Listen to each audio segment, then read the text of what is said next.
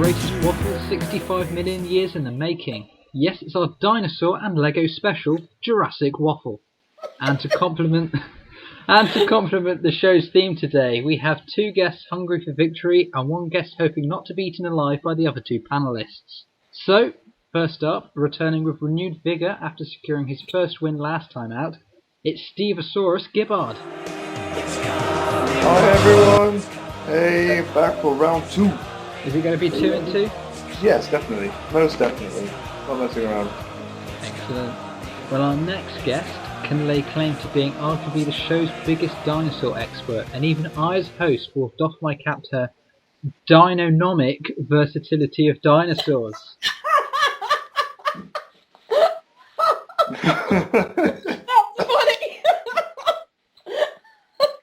A survivor of many a night out in Southend, it's Nat Fowler Rex. Hello! I think you can tell that I work with children by how much I just laughed at that.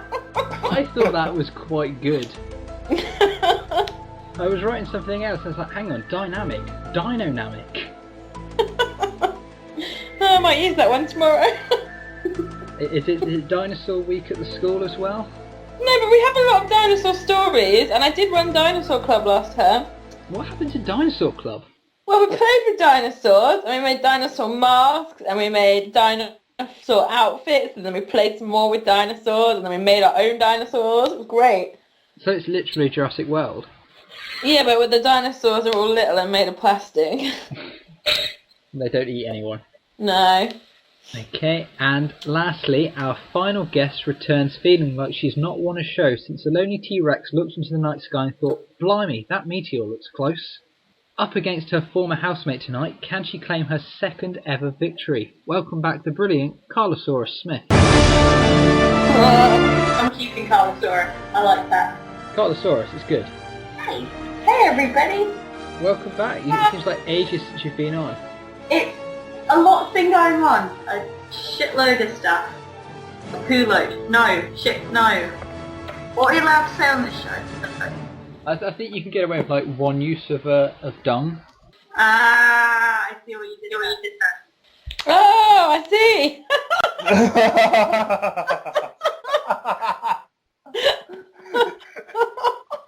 I never claimed to be quick. We'll blame it on the Skype lag, it's fine. Yeah, there's totally a lag there in the computer and not my brain.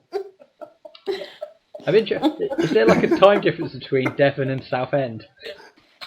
So Karla, confident of getting a second win? Not really, but let's see what happens. No, you've got Nat to spur you on today. Woo, woo! I'll sing you Red Ross whenever you need it. I like Ross Can. Sing Ross Can. Karla can get me the win. I was pretending to be mad earlier. Why didn't we use your frozen lake, man? I don't know. Oh, we can remember that.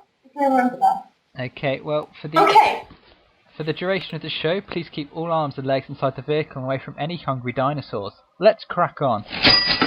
Question 1. A schoolboy from Staffordshire has located a planet 1,000 light years away. So let's start the show with other astrological stories about discoveries in outer space from Earth. Steve. Yeah, I mean, that's some doing. A schoolboy has managed to achieve more than I ever will in my life. But there is, back in the past, recently, they discovered essentially what is an Earth-like planet in another solar system, essentially, some very far distance away. Actually, particularly 490 light years away. It's called Kepler 186f. But yeah, it's a small little planet called it's like a dwarf planet, which is exactly the same as Earth almost. It's got clouds, a sea. Looks like it has some land mass as well. It looks quite awesome. If you Google it, Kepler, Kepler, it's probably slightly colder because it's further away from the sun, but it's the most Earth-like planet that there is to date, and has a habitable zone of its own star as well. Good start to the show there, Steve. Okay, Nat. I was reading about how NASA tried to find the ancient echo of the Big Bang by mapping the background radiation, and they did that And then they were able to measure precisely the age of the universe, which was 13.73 billion years old, which proves that actually kind of 96% of the universe is made up of stuff we can't see. So the truth is out there. You see what I said? Yeah, but religion, though. Remember, there's religion. What? What do you mean religion? Well, if it's 13.76 billion, I think a lot of people will argue that. That's a lot of years. Yeah. Oh, it's old, isn't it? It's really old. I feel young again. It's like pre-Jurassic. Well, obviously it's pre-Jurassic, although I don't know when I live, but... Yeah, I'm going to stop talking now. Okay, it's another top answer there. Karla. I am going to talk about a discovery that someone will discover in the future. So, possibly, thousands of years from now, someone's going to go to the moon, and they're going to get on the moon, and they're going to see the initials TDC written in the moon, in the surface. And that is because the last person to go on one of the Apollo landings, I need to look up his name, I think it's Eugene something, but he put his daughter's initials into the sand in the moon. So then, if that goes undisturbed, that could stay there for tens of thousands of years. I've always loved that story, and then he's all like, just look at the moon, your name's on it. And then in Modern Family, Phil tried to do the same thing for his daughter, and it was beautiful. Sorry for hijacking your answer there. It's fine. It was a good answer. Eugene Cernan, that's his name. I give you the point, Karla. And his daughter is Tracy Dawn Cernan. So, yeah. Okay, that's a Someone's going sweet to discover answer. that in the future. So let's move on from sweetness to Game of Thrones now. Oh Game- yeah, the last one was on. What happened? Oh Someone my died? gosh, what happened? What didn't happen? Yeah, well, Game of Did Thrones someone is die? finished. It sounded like someone died. It There's about 2 people left. was awful. Should we have like a Spoiler alert. I was gonna say, should we put a spoiler alert on these next 5 minutes? Just in case? In fact, you know what? If they haven't turned it off now, then it's their own fault. They should know. If they've read the Daily Mail website, they'll already know, because the Daily Mail did its typical thing of going, spoiler! Character killed off. Picture of character. It said characters, and then I couldn't close my eyes quick enough, and I was like, oh no, I haven't seen it yet, but more than one person's gonna die. Yeah, not many left. No, and then I went and watched it, and I was, oh, I hate you, Daily Mail. Except I secretly love you. Well, the question is, guys, Game of Thrones is finished and left fans stunned by its conclusion. And if any of that just goes to show you what we've been talking about, it was a stunning finale in terms of there was nobody left. So, with a whole year to wait before Season 6 kicks off, and remember folks, winter is coming, what should people watch in the interim to keep themselves occupied? Nat? You should watch Castle, because it's awesome, and everyone deserves that happiness and joy and light in their life. We've just Oh, started gee, it Nat, here. you like Castle? I never knew. Did you not? Do you not follow me on Twitter? All of those tweets must have escaped me somehow. Mac, where are you up to? Episode 4 of Season 1. Oh my god, you need to get going, boy. It gets so good. I'm doing my rewatch for summer hiatus, and I'm on to Season 2, episode 11. I shouldn't really admit that I do that. From what I've seen, it's good. So, how many seasons are that? Like 7 now, is it? There's 7, the 7th one just finished. They've just started last week filming Season 8. So that'll keep people busy for a while then. I believe we've got 96 days until the first episode airs. Wow. So I've heard. Dedication. Okay, Karla. I'm going to go with what I'm currently watching, which is The American Office, because it's taking so fucking long. And if you pace it out, like an episode a day, a couple of episodes a day, it'll take you probably perfectly up until the first episode of Game of Thrones. Please do not watch about 6 episodes a day, because it'll make you go insane, which is what is happening to me right now. And I'm trying to finish it before I go on holiday in 3 days. I still have a season and a half left, and it's killing me.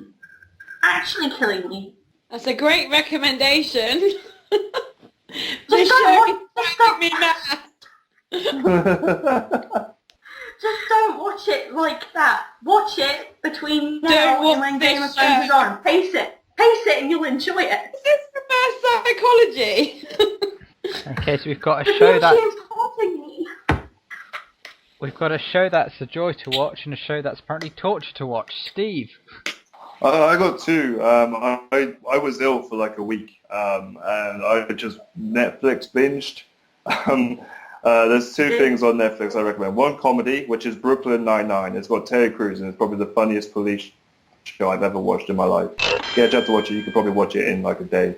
And the other one is, if you like Marvel, Daredevil on Netflix. If you haven't watched it yet, and you're a bit of a Marvel fan, this is probably a darker side of Marvel, and it's awesome. I really want to watch Daredevil, but my sister cancelled Netflix. I'll tell your sister to. Well, why don't you just invest? It's £6 a month. Yeah, no, they put it up. They put it up to $7.49. Oh god! Oh, that's breaking the bank. And we've already got Amazon, so. It's on Amazon. Yeah, but Castle's on Amazon, Nat. I know, but I've got the Sky Go app and I've got all the DVDs, so I'm just rewatching it that way. Steve, would you say that Brooklyn Nine-Nine was one of the best crime shows there are? For entertainment value, yes. Yes, So it's the most entertaining crime show. Are you having a dig at me, Karla Michelle Smith? Because I was talking about entertaining crime shows, and I get to the cat and it's an arsehole.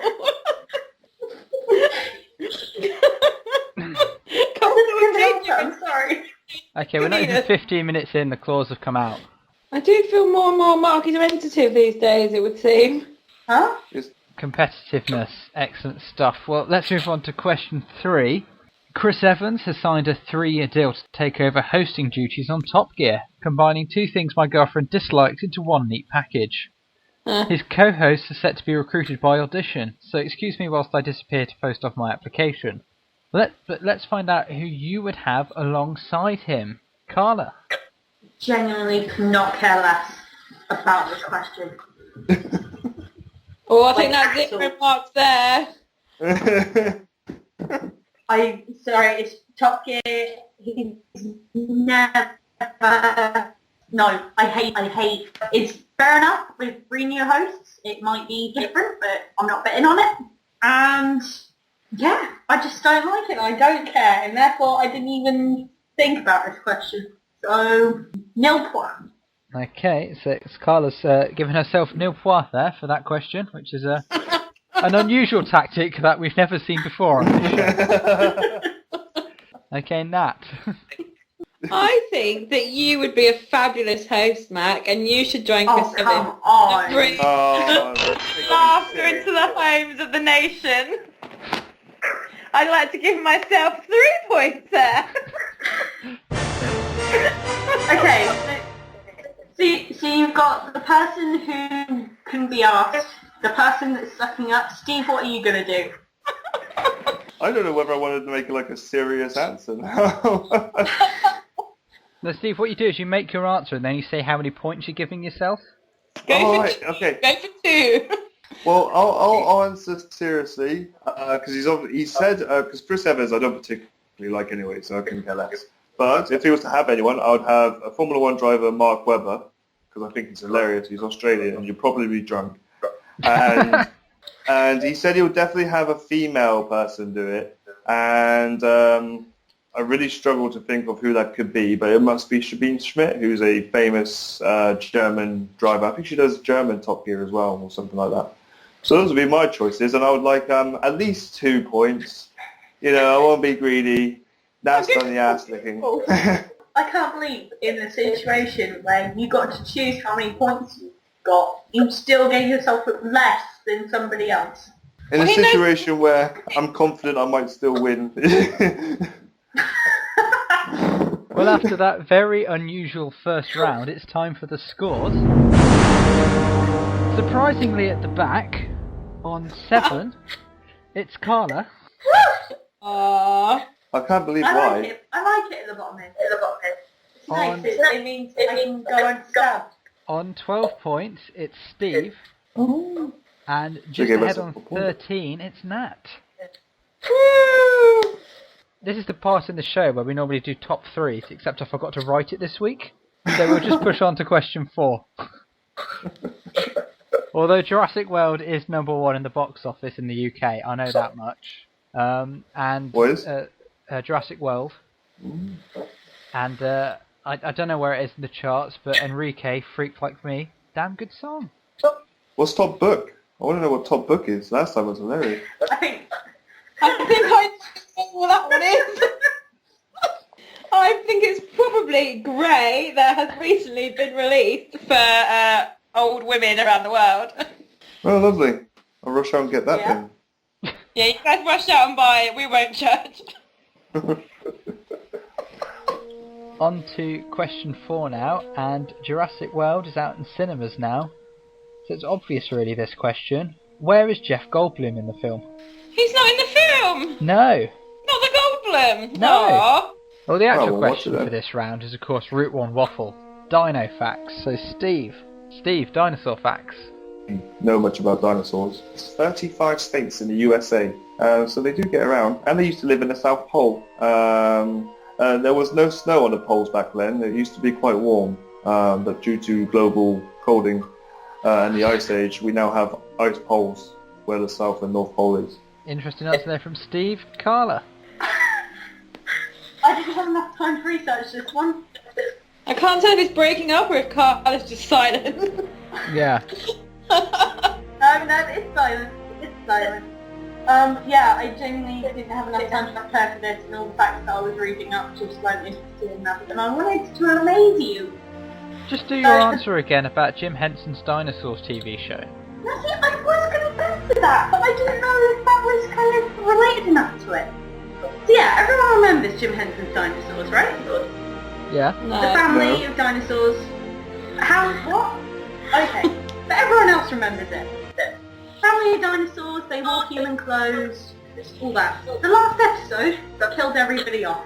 It was one of the saddest things, because they actually got hit by a meteorite, it froze over, and they all died at the end.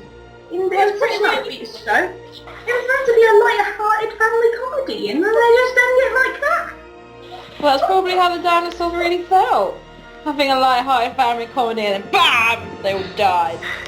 But usually light-hearted family comedies just end with, like, youngest going to college or something. No. Tom and Jerry, they died in the end. They committed suicide. It doesn't always On work the that train way. track, yes. There's not always happy rainbows and sunshine.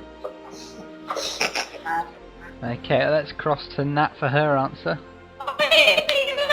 This one the other day actually, when one of my kids brought in a dino fact book.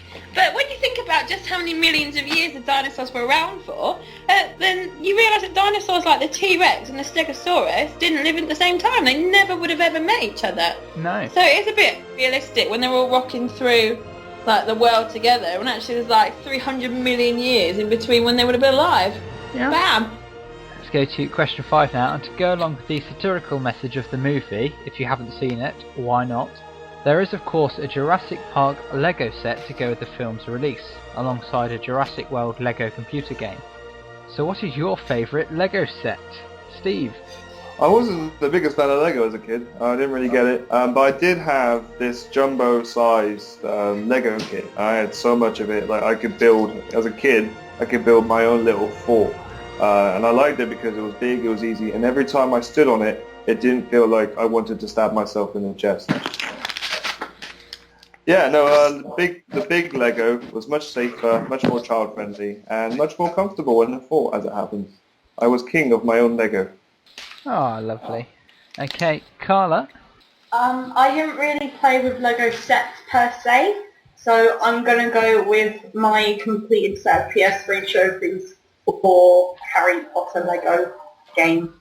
Cop out! Because I'm proud. The complete set of trophies. Hey, I got 100%. That was a lot of work. Did you get the platinum? I did indeed. Well done. Oh, that's an extra point there for getting platinum. You're my hero. Okay, It was a good time. Nat then, next. I'm a bit sad that you guys like never play with Lego as children, because as an adult I've got some really cool Lego. I played with it as a kid. I just didn't have any like sets.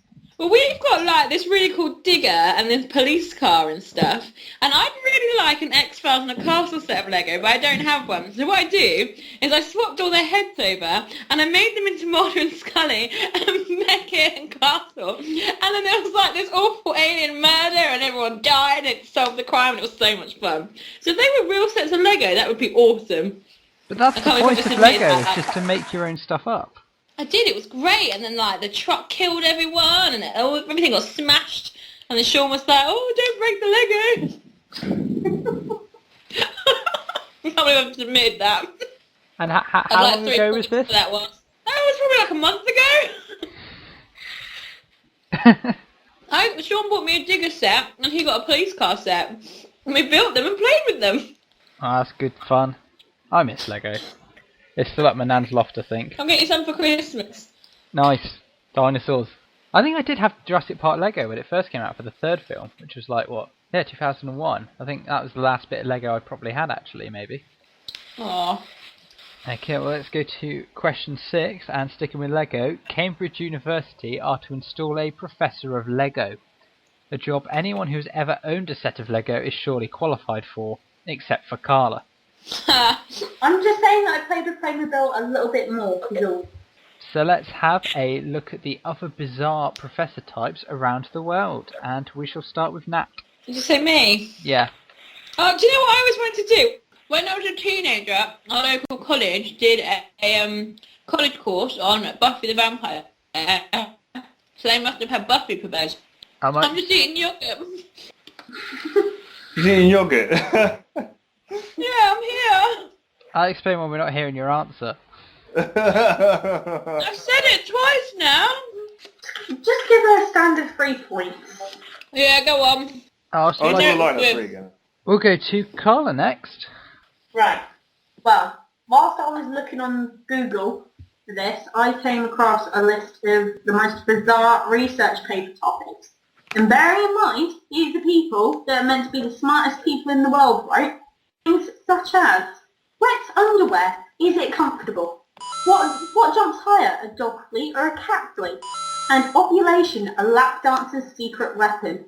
These are people that are meant to be the smartest people in the world, and this list just made me angry, because these people are meant to be curing diseases and stuff, and instead they're looking up for answers and putting all this money and time and effort into why cat food is yummy. So how is ovulation a lap dancer's secret weapon? Well, there's a whole research paper on it, Matt. So instead of, curing Alzheimer's or something, someone's worked out why that is. And the hidden dangers of sword swallowing. Well, yeah, there's a sword in your throat, probably. It's a great list. It's a massive you would have thought answer. that was obvious, but no, someone has written 30,000 words about it. It's a big answer there at a big time. Steve. Well, I couldn't really find anything more interesting, and I'm not particularly fond of education. So I went with the professors in Pokemon and all the Pokemon series, because they're all weird. They're just weird. They hang around with weird little Pokemon that are meant to be dangerous to the world, and they breed them and make millions of them and pass them on to young 10-year-old kids who's meant to look after them. And I don't think that's right. And if you play like the original Pokemon series, Professor Oak forgets his grandson's name, and it's kind of weird. He doesn't. I like that. He must have like Alzheimer's or something, because at the start of that game, he's like, "Oh, what's your name again? This is my grandson. What's his name again? Oh, I've ordered a package up the road, but I can't go get it in case I fall down in the short walk." Right? And then he has the nerve and cheek to tell you that you can't use your bike indoors. No, that's not fair. Darn Professor Oak. Darn him and his weird Pokemon ways. That brings us to the end of the second round, and the scores are very interesting. On 19 points, pulling herself back up, it's Karla. There's also a paper. Can pigeons tell a Picasso from a Monet? On 20 points, it's Karla, meaning she's just pipped Steve to second. Steve sits on 19, Karla now on 20. And in the lead, of course, it's Nat on 23. Woo! Remember, you can subscribe to the show on YouTube, Twitter and Facebook. And if you're interested in learning about Castle, you can just follow Nat on Twitter. Oh, you should! I'm just a delight. And Karla sings a song about cups on YouTube as well, I remember. Who, what? You sing a song about cups. Are you saying cops or cups? Cups! Cups, not cocks. like the thing from Pitch Perfect. Cups it. Okay, on to question 7 now. And Ed Sheeran surprised a fan in Canada with an impromptu duet after overhearing her singing one of his songs at a shopping centre. Yet, when I go up and sing with buskers, I'm politely asked to leave the shopping centre. The world just isn't fair. But let's go through the other times celebrities have made the world a brighter place. Karla. I'm going with Bill Murray and everything that he does, because he's the kind of person that will just turn up randomly to stuff that people invite him to. He's been known to turn up at college parties, to bartend on random nights, to gate crash photo shoots of weddings and engagements and stuff. And it's because of stuff like that, in kind of stuff that he does day to day, he's just become this complete legend of a person. Like, the big legend of his is that he will just go up to people whilst they're eating fries or something, take a fry, all of the whole plate, eat it, and then just say to them, "No one will ever believe you," and walk away. Isn't there another one as well of Tom Cruise where there was some guy who was drunk and passed out and he got the guy's phone and just took loads of selfies with this drunk? See, that's amazing. So then, I like, love when they that. woke up the next day and checked through their phone, why is Tom Hanks next to me? See, it just makes the world a happier place when you know that people will do that. Okay, so Nat's next. I think it has to go to Taylor Swift because she does so many nice things for her fans. Like, she turned up to her fans' bridal shower. She paid off someone's student loan. She tracked down a fan who waited in the cold for her for 20 hours so she could have a photo. She stalked someone who was following her on Tumblr and found them. And she sent Christmas care packages to all of her biggest fans. I just love her. She's so nice. She stalked someone on Tumblr. Yeah. I believe she talked about it on Graham Norton. She was at her concert, and then Taylor was like, "Where are you sitting?" And then the girl said it, and then she went and found her in the audience. I was like, "Oh, I found you from Tumblr." Oh, that's quite nice. Yeah. Okay, Steve, what have you got? I was torn between a recent act of amazement from Dave Grohl, or just whenever Morgan Freeman speaks, really is an enlightening day for everyone. Every time, if I could have someone narrate my life, it would be him. Or if I was to be in a major incident where I die, and he's there commenting and narrating the moments that take part in those scenes, I would be happy for him to turn around and say, thank you for living and all that. And he could be at my funeral, and I think my last words would be, "Thank you, Morgan Freeman." And I'll be such a happy person. He makes my life a lot easier. But Dave Grohl breaking his leg and continuing to play an hour after breaking his leg is quite something. I got a bit that cool. True, especially given that Kings of Leon stormed off because a pigeon pooped on them. Okay, question 8 now, and in possibly the most exciting news story this week, the Crystal Maze is to return as a live theatre experience. But what other game shows, past or present, would you like the chance to appear on? Steve? Definitely the old Gladiators, not the one that came out a few years ago, but the old one where you had people like Wolfman and Rhino and all that. That for me was the most entertaining thing. If I was a little bit bulkier, I would definitely do it for fun. I couldn't care less. It was so much fun, and I have Fashanu just go, "Ooh!" What is Fashanu doing now? I have no idea. He's kind of disappeared into society. But I know I'd be there, like on the podium, like going "Gladiators" and then going wild. I know, I'd just enjoy it. The Gauntlet as well. That would be fun to do. Okay, Nat, what game show are you going on? I really want to go on the Crystal Maze. Me and Karla are going to go together with Liz, and it's going to be amazing, and I'm so excited. I just can't wait. Are you not worried though Karla would get trapped in a room? Well, yeah, but then you'd stand at the window and feel sorry and have a little laugh like you at the zoo and then move on, wouldn't you? Hey, It'd be like, would you like to use a crystal? No. Joke. Just don't put me in a physical and I'll be fine. So you're going on the crystal maze with Karla just to leave her in a room if she gets locked there. Yeah. And I wouldn't spend a crystal saving her. Sorry, Karla. Hey, it's fair play. I'd do the same to you. All spare in the crystal maze. Okay, Karla, is it crystal maze again for you? I would, yeah, but I also want to make a special mention to a show that was brilliant a few years back called The Mole. I used to love that show. It was a great show. It was like... I could never work out who the mole was. Sorry? I could never work out who the mole was. Oh, it was brilliant. If you've not seen it, it was, you had like 10 people and they'd have to do challenges, get built up their money. But one of the people was a mole. And at the end of each episode, all the other people had to guess who the mole was. Because they would try sabotaging, they would make the money pot left, they would turn on each other. And then at the end, you found out who the mole was, but it would also go through all the clues that there were about who it was all along. And it was brilliant. I'd love to be on it. Okay, so that brings us to the final round now, where our guests will present a news headline followed by a summary of the story. The story will of course be either true and something from past week's news or purely fictional. Okay, so Nat, as you are in the lead, what's the running order to be? It can go me, then Steve, then Karla. Okay, so an NSK order there. So Nat, what is your true-false headline and story? That the US military are secretly preparing for an asteroid that will wipe out mankind in September in a dinosaur-style mass extinction. Okay, that's pretty disturbing news, because that means we won't actually get the final of the Waffle out this year. Okay, Steve, what's your headline? A man tries to rob a bank with sex toy. Okay, is there much story behind that? Oh, it's pretty self-explanatory. A man goes to a bank and tries to rob it with sex toys. Right, okay. Whereabouts in the country was this?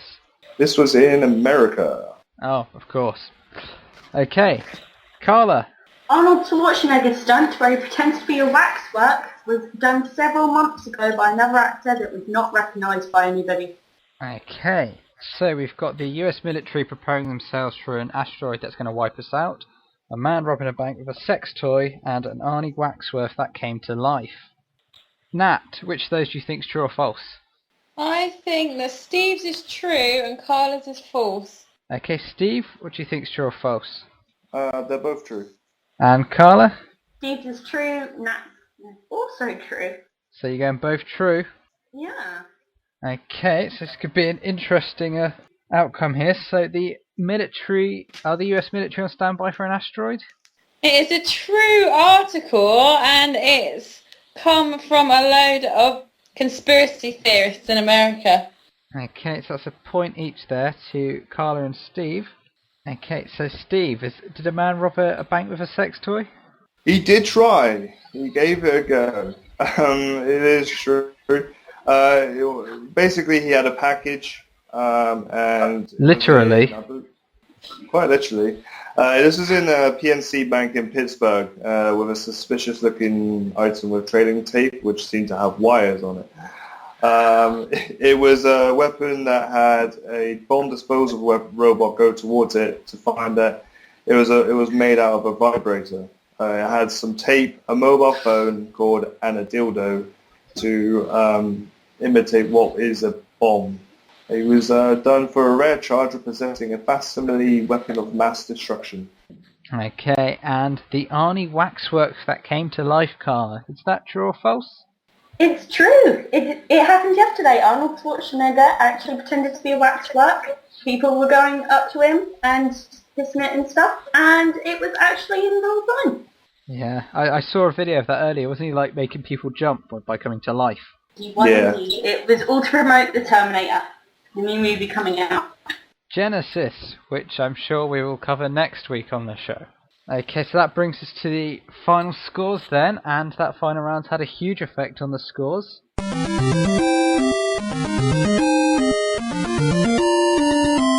On a very honourable 31, it's Karla. Of course. Just think if you'd bother to answer the Top Gear question. Yeah, but I don't care. Maybe if you gave yourself more points, Karla. Maybe. I don't care. 3 points. It's too late now. Yeah, I know. It's fair enough. On 32 points, just ahead of Karla, it's Nat. And thanks to getting the Arnie Waxwork question, it's Steve on 34, just pipping Nat to victory this week. Yes! Woo! 2 and 2, Steve. 2 and 2, and this has probably been by far the longest working waffle I think I've ever participated in. Sorry about the technical issues, everyone. It's not your It's fault. alright. It is all your fault. We hold Don't push personally it. responsible. And one day we'll have a proper studio again when we have, a grant and money and sponsors. One day One day. we'll have sponsors. You're listening to the Iceland Potato Waffle. Totally happen. So that's it for this week's show, which has been as interesting as always. Thank you to Karla Smith, Natalie Fowler, and our winner, Steve Gibbard. Thank you. No worries. Ta-ta. We'll be back next week, probably covering Terminator. Stay safe, and thank you for listening. Goodbye. Bye. Bye.